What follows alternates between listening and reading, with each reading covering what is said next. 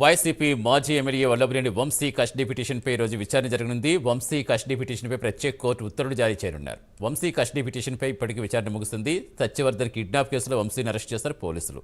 ప్రస్తుతం వల్లభనేని వంశీ రిమాండ్ ఖైదీగా ఉన్నారు. దీంతో వంశీని 10 రోజులు కస్టడీకి పోలీసులు కోరారు.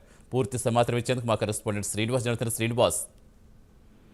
సతీష్, ఈరోజు ఏదైతే గన్నవరం మాజీ ఎమ్మెల్యే వల్లభనేని వంశీ కేసు ఈరోజు హైకోర్టులో విచారణకు రాబోతుంది. ఏదైతే విజయవాడ ఎస్టీ కోర్టులో విచారణకు రాబోతుంది. అయితే ఈ కేసు విషయంలో ఇప్పటికైనా రిమాండ్ గా సత్యవర్ధన్ అనే వ్యక్తి బెదిరింపు, అలాగే కిడ్నాప్ కేసు కూడా అతను జ్యుడిషియల్ రిమాండ్ ఉన్నాడు. అతనికి సంబంధించి కూడా బెయిల్ పిటిషన్ కావచ్చు, పోలీస్ కస్టడీ విషయం కావచ్చు, అతనికి హెల్త్ సంబంధించిన పిటిషన్ ఏదైతే దాని మీద కావచ్చు, ఈ రోజు ఎస్సీ కేసు కోర్టులో కూడా ఈరోజు విచారణకు వచ్చే అవకాశం ఉంది.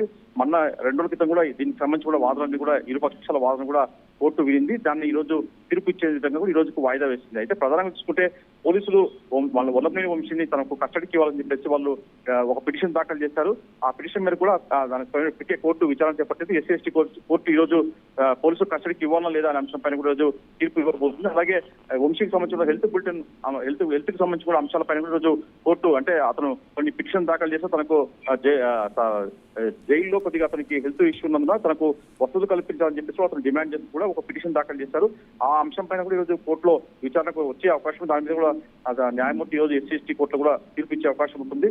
అలాగే బెయిల్ పిటిషన్ అంశం పైన కూడా ఈ రోజు విచారణకు వచ్చే అవకాశం ఉంటుంది. మొత్తం చూసుకున్న మటుకు ఈ రోజు మరి వంశీ విషయంలో కోర్టు ఎలాంటి తీర్పు ఇస్తుందో మనం చూడాల్సి ఉంటుంది. సతీష్. Right, thank you Srinivas.